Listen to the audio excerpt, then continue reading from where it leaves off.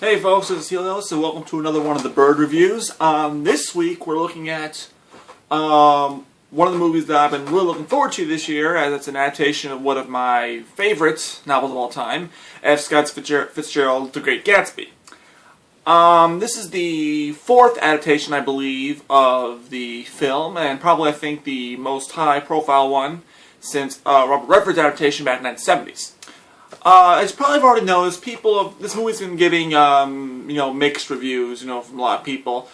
This doesn't surprise me for a couple of reasons. First of all, literary adaptations tend to get mixed reviews when they're put on the big screen, because for the most part, they're what we call pragmatic adaptations. They're not direct, word-for-word copies of the book and turned into a movie.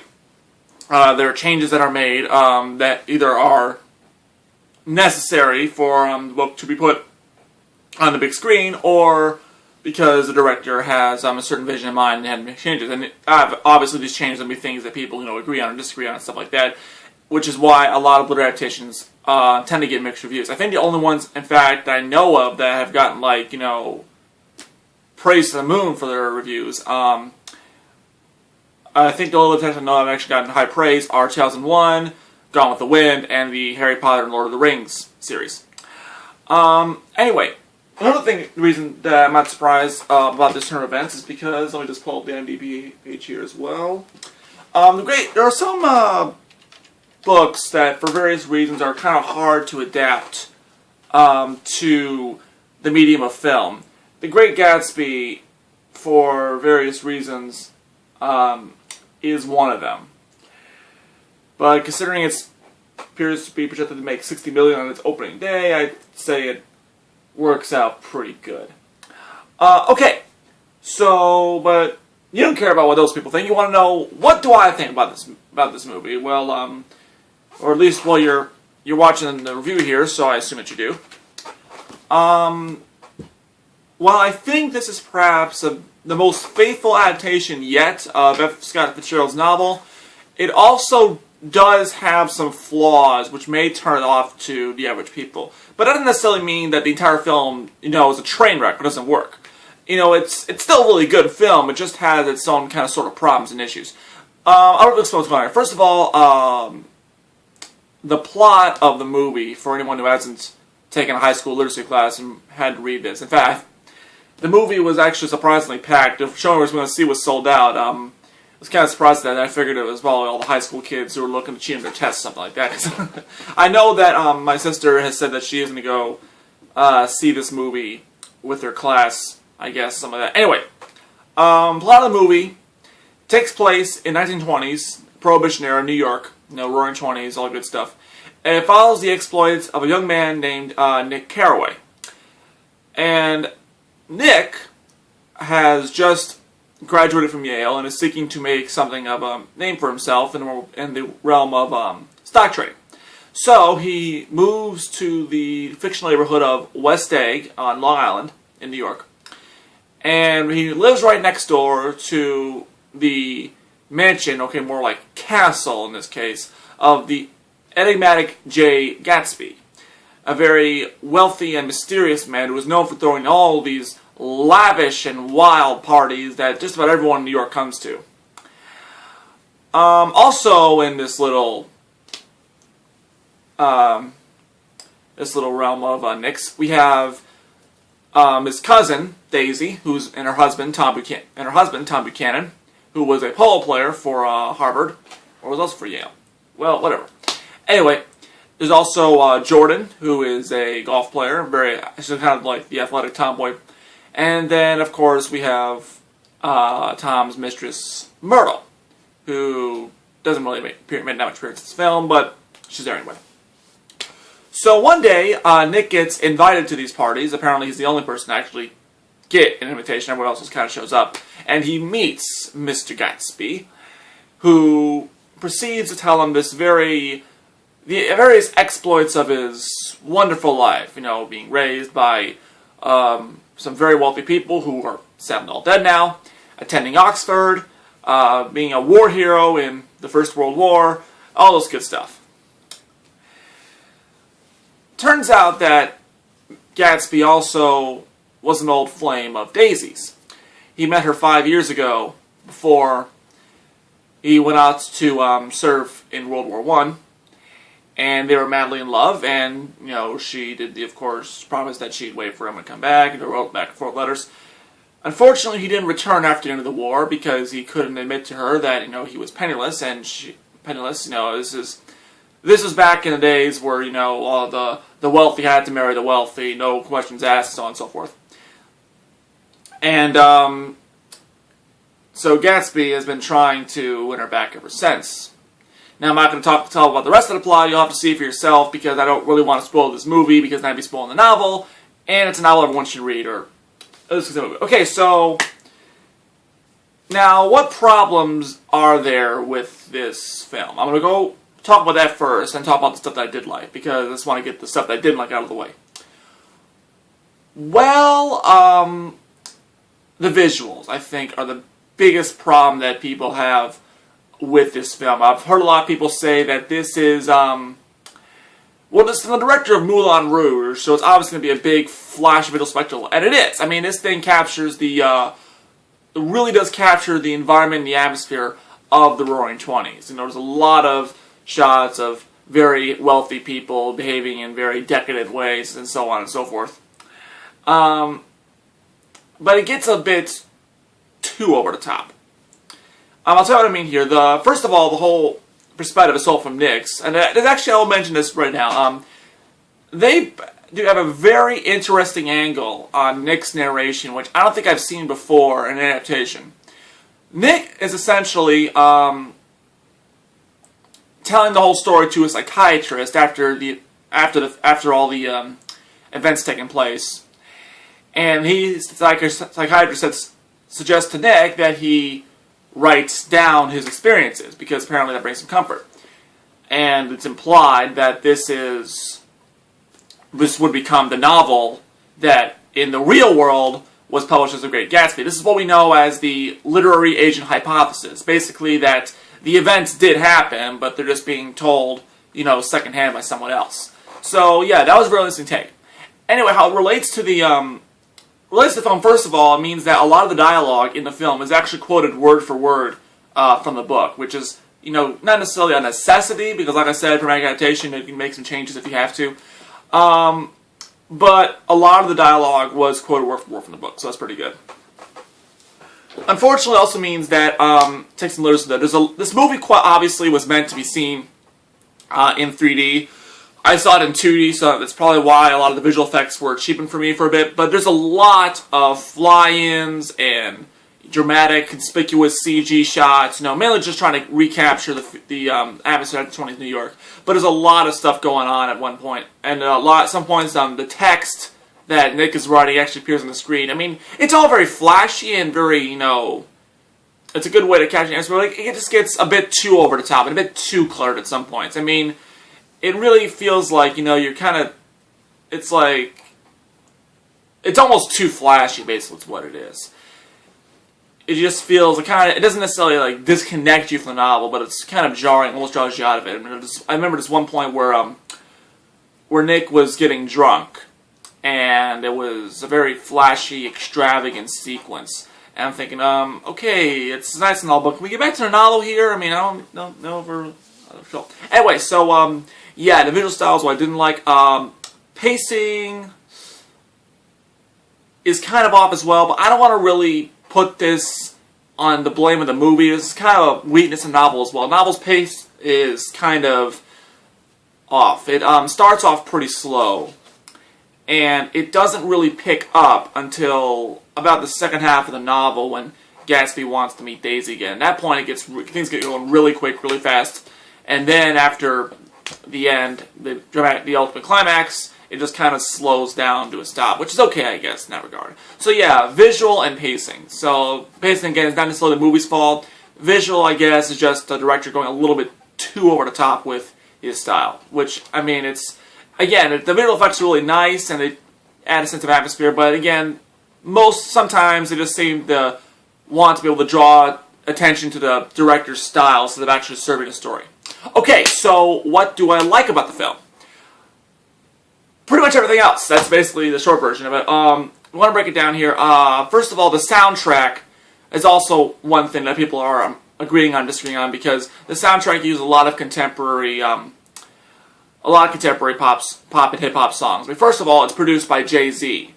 Yeah, that Jay-Z. So that's expected. Some of his songs are featured. No Church in the Wild, I think, is my favorite song of his since, well, I think it's tied with Paris for my favorite song produced by Jay-Z and Kanye. A couple of the songs are featured as well. I can't remember them off the top of my head.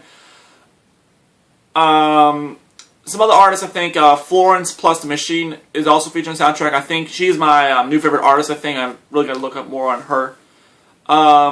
Young and Beautiful, I can't remember the artist, but it's a really great song, really moving song. I've almost had me in tears how moving it is. The point is, there's a lot of modern songs in this, which, people agree on Instagram, because, it's a period piece, 1920s, you should probably start 20s music. And it's not like it's all, modern hip-hop. There's still quite a bit of, 1920s era music. And what they actually do with the modern songs, this I like. I think this is a really unique way of blending it, the contemporary songs with the story, because essentially the reason Jay-Z picked these songs is because they kind of really do help to capture the atmosphere of the 1920s era. It was a very big era for this country. Everyone was on a high. People were just behaving, doing whatever they want, devil may care, decadence, what have you. And it really is reflected in these songs, even if, no matter how, modern they are. But what they do with the songs is that they try to integrate them into the 1920s, mainly give 1920s feel. And they do this in two ways. First of all, by having a mix of the songs, for example, the No Church in the Wild is played very early in the movie, and it's mixed in with, with instruments and sounds that would be for, jazz or ragtime, things that would be heard in the 1920s. Actually, ragtime was before 1920s, but nonetheless. Anyway, so yeah, that's one thing to try to mix in the songs mix in the soundtracks with 1920s instruments, stuff like that. Give it kind of a feel. The other thing they did, and I thought this is nice, they actually had there are a couple scenes in the movie where, they have, singers or exotic dancers or what have you. One of them was at a speakeasy, the other was at one of Gatsby's parties. And they would have the singers actually sing the songs. They were in the background, they weren't, right there, but you could definitely hear them. At a speakeasy, they had the exotic dancers, a bunch of black exotic dancers singing $100 Bills by Jay-Z. You can call that for what you want. I thought it was really cool how they did that to kind of integrate the sounds, the modern songs into, the 1920s atmosphere. It really does make it feel like it's all part of the same musical background of the universe, if you will. Okay, so yeah, basically soundtrack, point contention for a lot of people. I thought I liked it. I thought it just fit perfectly, even if a lot of it just came out in the 2010s, supposed to in the 20s. What else did I like? Like I said, a lot of the dialogue is lifted word for word from the book. And for the most part, there aren't too many changes, I think, that have been made from the movie, for the book to the movie. Now, it's been a while since I read the book, so I have to go back and read it again to see what they might have changed. But I think, for the most part, most of the stuff that happened in the original novel is in the movie. And there's a couple areas where they did change a couple things around. I think it was for the better. Like, for example, the introduction of Gatsby. In the novel, Nick is introduced to Gatsby by having one of his servants call Nick away. And Gatsby speaks to Nick in private. In this one, however, Nick is mingling with the various guests of the party, and Gatsby just comes right out of nowhere, and you don't even realize it's him at first, just talking to Nick. I think by the time he drops, old sport, at first you just think he's just another party guest, but then he drops an old sport. That's when everyone who read the novel knows that that's Jay Gatsby, and then for everyone else, it's just like, Nick says, oh, he's never met Mr. Gatsby, and Gatsby says, well, I guess I haven't been a good host then. And the camera pans up, and there he is. And on that note, let's talk about the cast. The cast is just perfect. It really is. I mean, they have the... I understand it went through quite a lot of cast changes in the production of this movie, but honestly, they could not have picked anyone better to play these parts. Especially Leo DiCaprio as Gatsby and Tobey Maguire as Nick. I think this is perhaps the two best performances I've ever seen from these two. They have such a great chemistry together, which is to be expected because I read it. These two have been friends all their lives, Leo DiCaprio and Tobey Maguire, and this is the first time they've appeared in a film together. Which, hopefully to do more films together. These two have a great, great chemistry. Tobey Maguire is absolutely brilliant as Nick. I think it's his best performance ever. I'm really glad that it worked out so well for him, because I feel like, kind of after, Spider-Man 3, unceremoniously ended that trilogy, I think he's kind of needed, something to remind people, like, hey, I'm still here, and hopefully this will remind people that, yes, he not only is he still around, but he can also still act. So, hopefully that's what comes to pass. Leo, as always, is brilliant. He really has Gatsby down to, like, an art form here.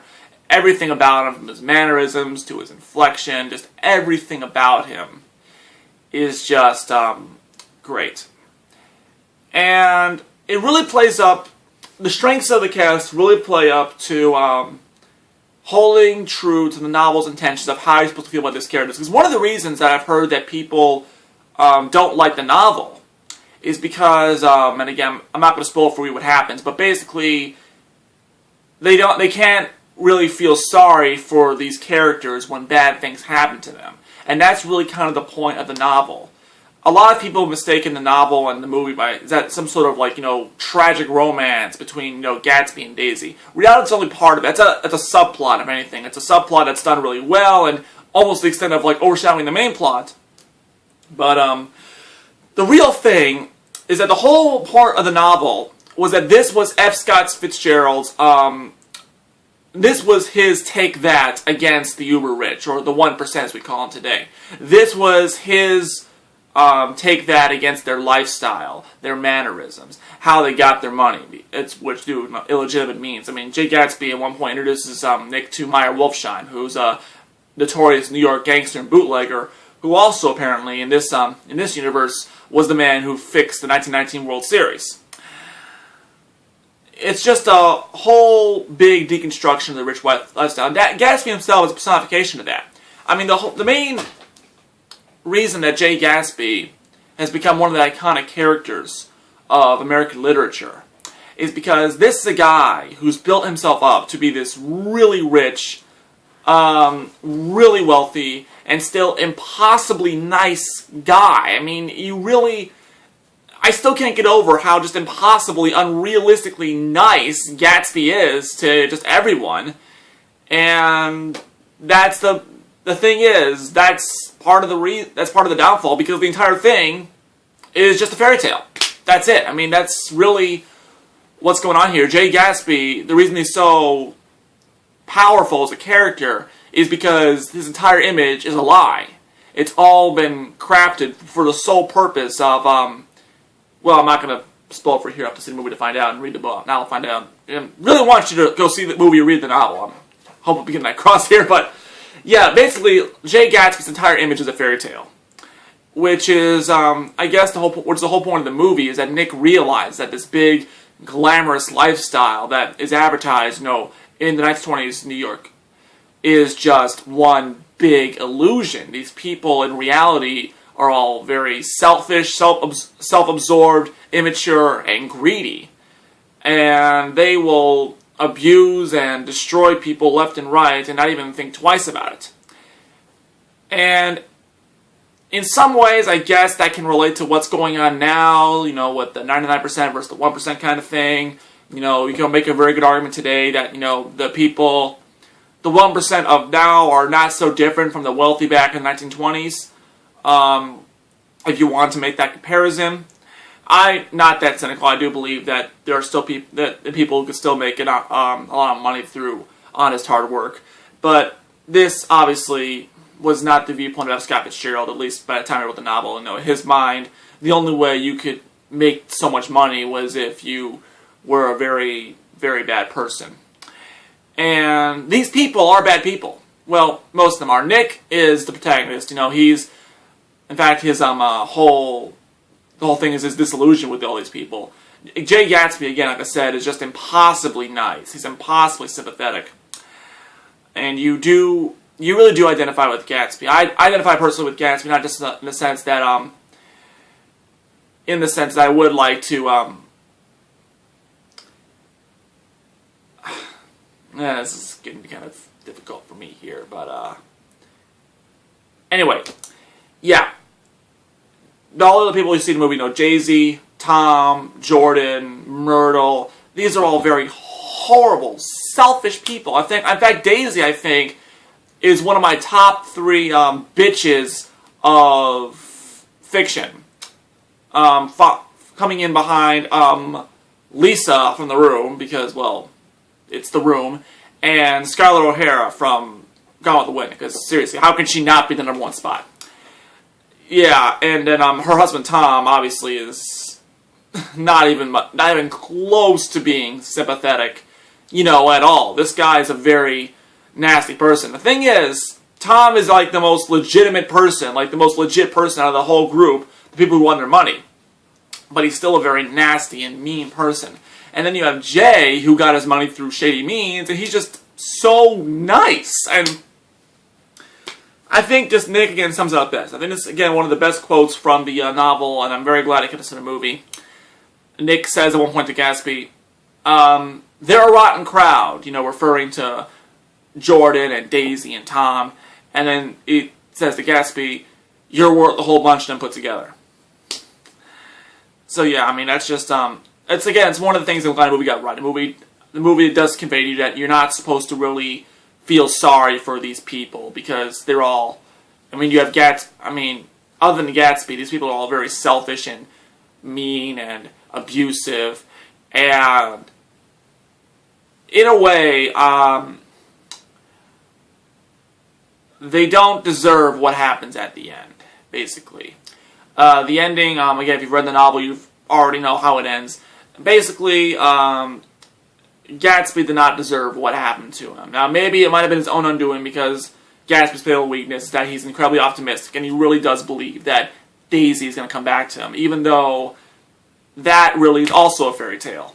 I mean, that's Gatsby's belief that Daisy will come back to him and reunite with him is also just as much of a fairy tale as his entire image of being, you know, the new money, or so to speak. But he still doesn't deserve what happened to him.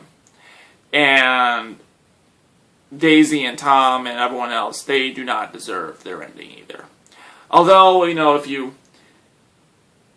I suppose it might be comforting to think that maybe they got ruined and the Great Depression happened just 10 years later, but anyway, I've read that long enough. Okay, so really quick, who's going to like this movie? If you're a fan of the original novel, you'll like the movie, obviously. Again, there are some changes made to novel, obviously, you know, for sake of putting it on the screen, but most of the stuff in the novel, as far as I know, is still in the movie. So if you like the novel, like the movie. If you're a fan of Leo DiCaprio or Tobey Maguire, you'll probably like the movie as well, because again, this is some of their best work, I think. It's too bad this wasn't released in Oscars. I'm sure these two would have gotten a nod for Best Actor and Best Supporting Actor if that was the case, because they certainly, I think Leo certainly deserves, I think he's earned an Oscar by now. I mean, come on, guys, throw him a bone here. If you also, I guess if you're a fan of Jay-Z or, like, you know, Florence and the Machine, or Amy Winehouse, you know, she's in there as well. If you're a fan of the artist and the soundtrack, then yeah, you'll probably like it as well, because they use the music really, really good here. As for those who won't like this movie, I don't think you'll like it if you like it. I don't think you'll like this if you didn't like the novel, for one thing. And, again, if you don't like big, flashy stuff coming at you, then yeah, it'll probably turn you off as well. Like I said, that's one of the couple things that, and the pacing, like, the visual style and the pacing are things that might turn it off to, you know, general audiences. I mean, people who aren't familiar with the book, I might turn that off to them. But, again, like I said, the movie has its problems, and there are a couple things that could have been done better, but for the most part, it's a good flick, and it's probably the best adaptation yet of F. Scott Fitzgerald's classic novel. Alright, so that's it for this week, and I will see you guys next week. Take care, old sports.